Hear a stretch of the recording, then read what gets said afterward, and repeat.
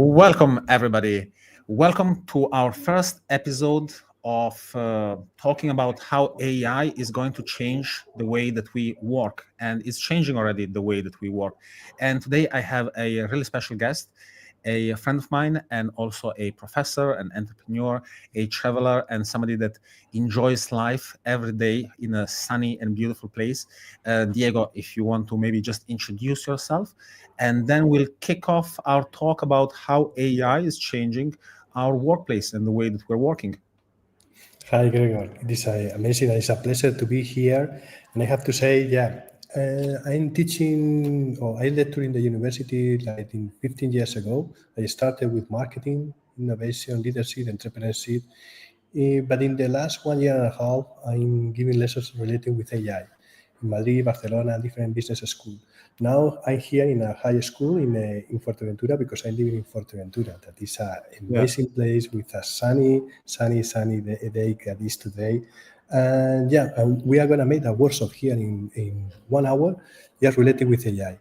And I'm also living here. I manage a co-living in Canary Island in Fuerteventura is one of the islands.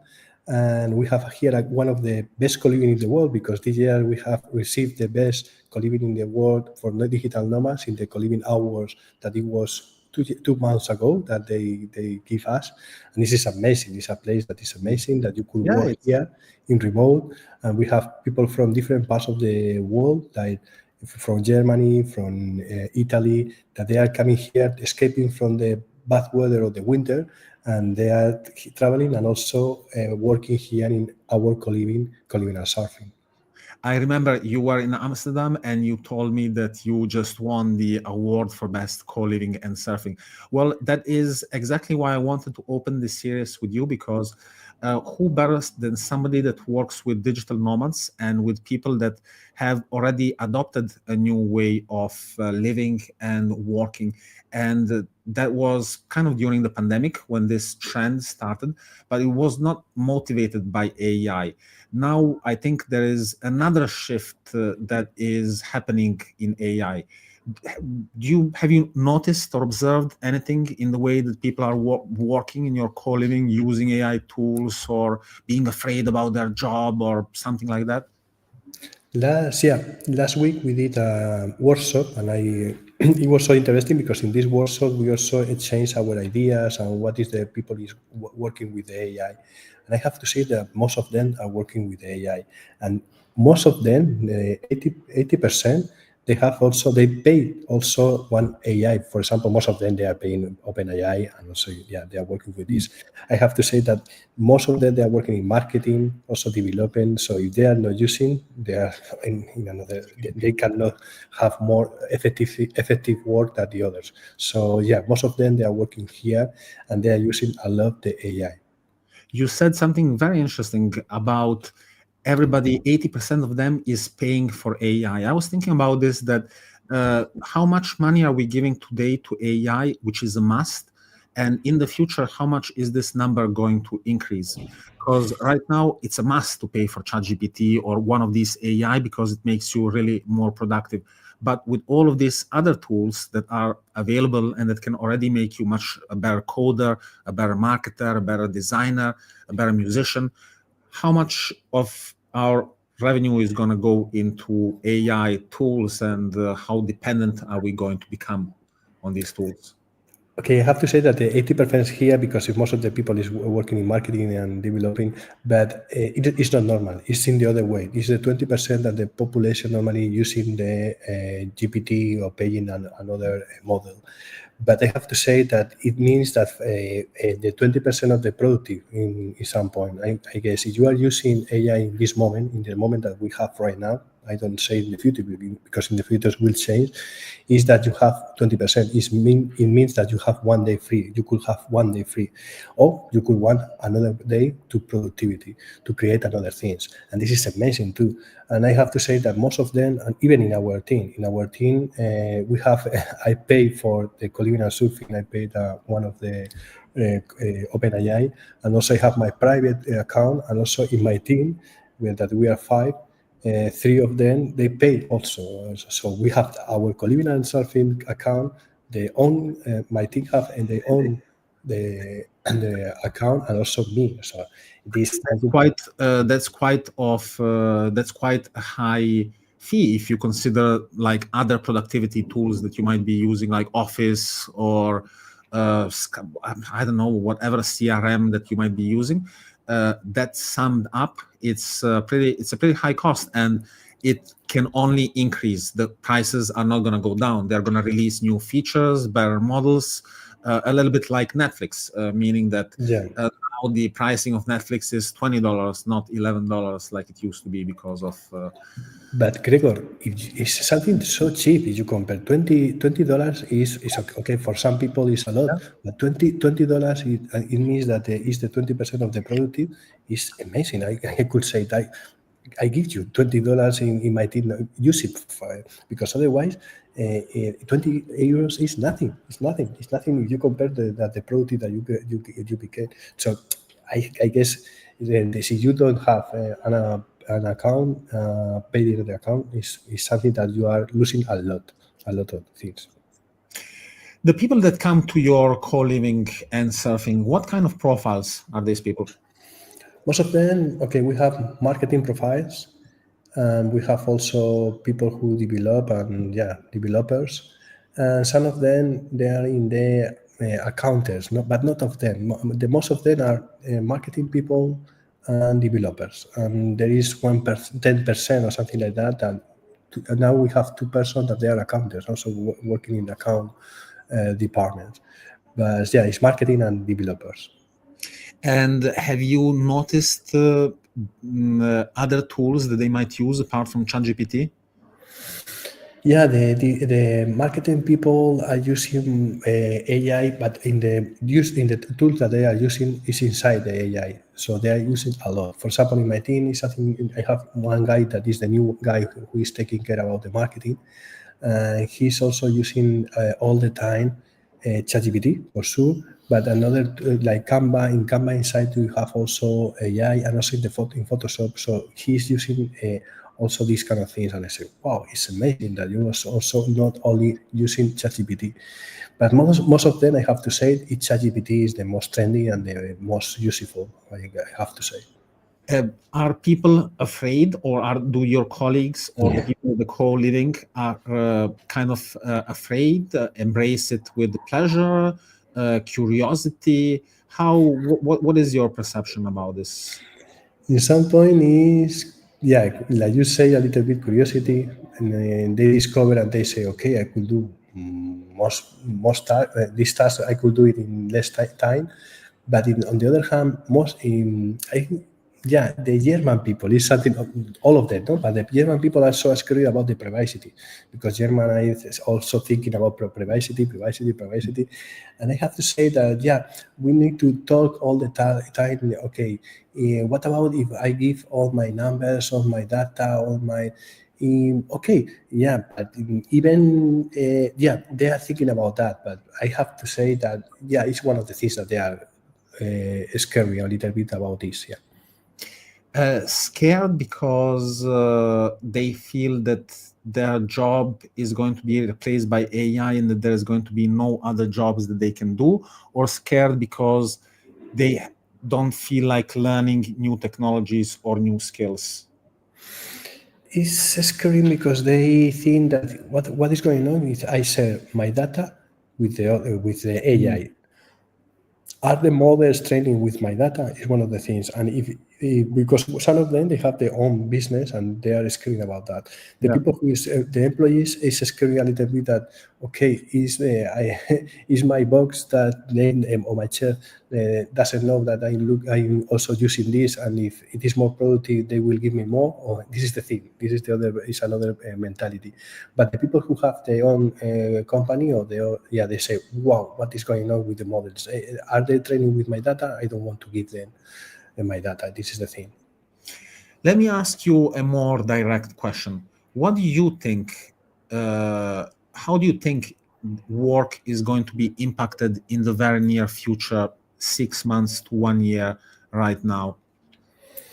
Okay, it's a question that you sent me, but I have to say, what about the agents? No, the agents is the new Yes, of course. thing that is coming. No, and if you don't create your own agents in chat, I mean, with the models, it will be you are losing a lot of things. And I have to say that is the productive. Is again the productive. Productive is something that you are not using. Okay, you could. It's the same. I remember my father. My father that now he is close to 80 years old, no? 99, 78 years old. And I remember that 25 years old when he was like, similar like my age. He was not technology, zero technology. He in this moment he doesn't use the mobile really well, but in this moment he have a problem. He has a cancer, but he's still alive. He quit his job, but in this moment he was using the computer like something like it was in the desk, but not using the computer. But imagine if my father didn't have this ill problem and yeah, and he didn't use the computer during these 25 years, he was fired for sure. But if you're not using the new technology, you don't have the opportunity for the in the future, in the present, I have to say. But I mean, what if technology takes over and becomes more productive and costs less than actual people? A good example is that, for example, in my company, in Pulai, in our company, we have different processes that previously would have been done by people and that we would have hired people to do, such as creating content for social media, posting it, sending emails, updating Excel sheets, sending invoices, all of these activities. We have automations and AI to do. But do you think that the more we go forward, less activities are going to be there for humans and there's going to be not enough time due to the speed at which technology is advancing for new jobs to be created? In my point of view, if okay, somebody need to use the AI, and is the person who used the AI, not the AI made it just for us. So the AI won't take your job. Somebody who is using the AI will take your job, and this is the most important. So if you don't know anything about AI, somebody who knows will take your job, and you need to also to learn about this. Maybe right now, but I mean, AI is made so that it can automate tasks on the computer, basically do things on the computer that you can do, but you have AI that costs less, and you have AI do the automation for you. So right now, don't you think right now maybe is enhancing people and making some people more productive, but very soon that little productivity that is going to be also taken by AI. Just to explain with an example. So we've been building code for the past 1 year with ChatGPT at the beginning of the year. In the middle of the year, we started using GitHub Pilot. Then we started using Cursor, Bolt New. Now we are using customized plugins that build everything just from typing, but completely complex applications, very good stuff. None of my colleagues write code anymore, and we develop really complex applications.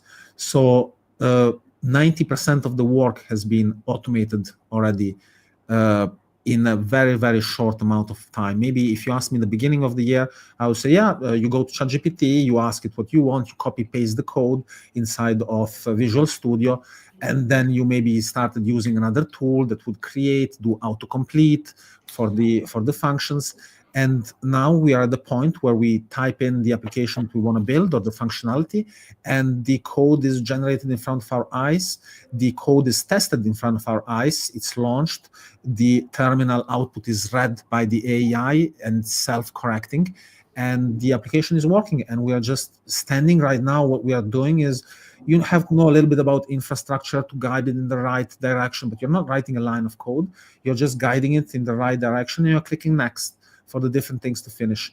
So I assume in 3 months, this is going to be democratized not just for developers, but for anybody that knows how to write, could build a application. What does that mean for anybody studying to be a developer or anybody that is a developer or that wants to be a developer, well, it's great because developing has been democratized to 7 billion people in the world, but it changes the livelihood of many people that are developers. And so that like, this is my kind of my provocation or observation to what you said. Like, do you think this is just a temporary measure, that like we actually need the human in the loop, or is just a temporary human in the loop? Something that you, yeah, because I study computer science, but I only was working like a developer only 10 years or 5 years. And it was in the 2000, imagine, 25 Yeah. years ago. But I have to say that now, with I know people that could develop also with any okay, you need any basic things, so basic knowledge about developing. But you know that in the last 3 or 4 years, something like no code, that is something that you don't need any code to develop. Is there. It was there in the last 3 or 4 years, and now the AI came. So if you combine both things, you made something incredible, no? You know that, no? And I have to say that these kind of things also is gonna change. For example, I read that Amazon made a lot of lines of code, so hours and days and years of code with an AI, something that one developer could take years. So, wow, the AI is here. So the AI with the developers is something that the developers in the past, because you are developer also, in the past say, okay, we are developers. Nobody knows our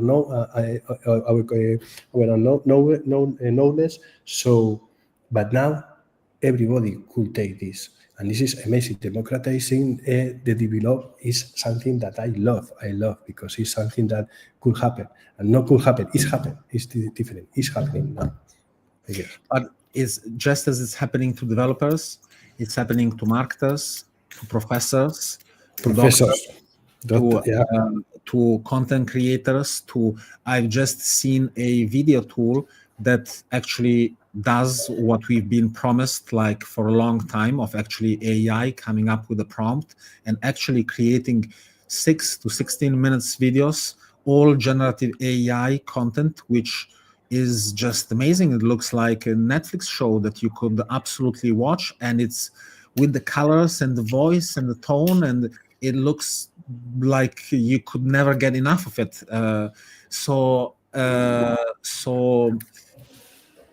Yes, lots of changes. Is there anything on your mind that you think we haven't talked about in the workplace and in the way that people are working right now that is important for preparing for this kind of change that is coming? Yeah, it's something you need. In the last 1 year and a half that I'm involved in the AI, I have to say that I study a lot. It's something that you need to study. You need to also to know what is going on, and the things are so fast, so fast. For example, I remember Sora. That is a technology that still is not there we don't have Sora, but Sora is the past, and it's something that 6 months ago it was in May or something like that. And now all the tools that Runway or all the tools are are making better things that Sora promised in 6 months ago. The things are going so fast, so fast.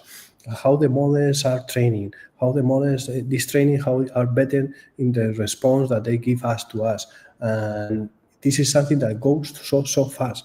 So you are not in, you are out totally, and you need to learn a lot and so fast, because otherwise you cannot take this train, and this train is the train of the future, and the future is the present. I have to say it's not something like crypto or whatever or virtual worlds. It's not. It's something. Yeah. It's not like that. Wow, this is a hype.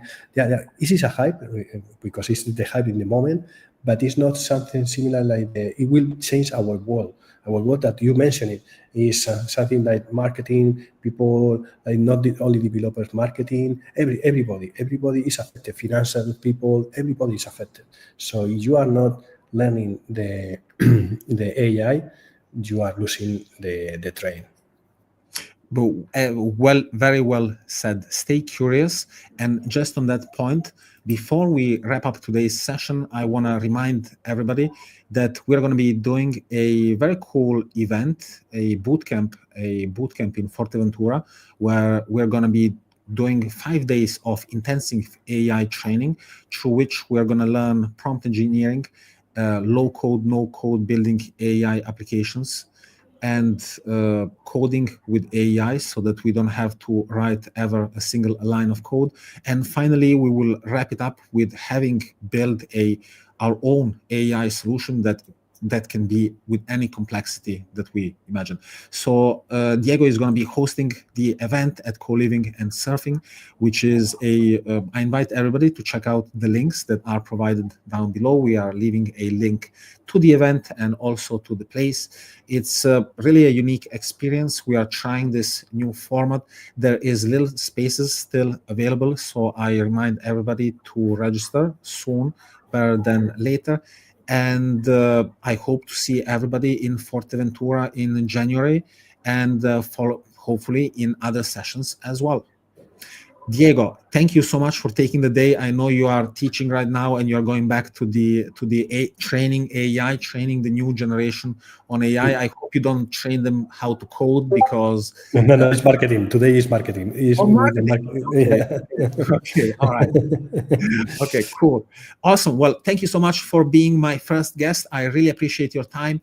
And thank you, everybody, for watching and for listening to us. And have a great day, everybody. Thank you. Thank you, and see you this January here in Fuerteventura with the course. Exactly. Bye, everybody. Bye bye.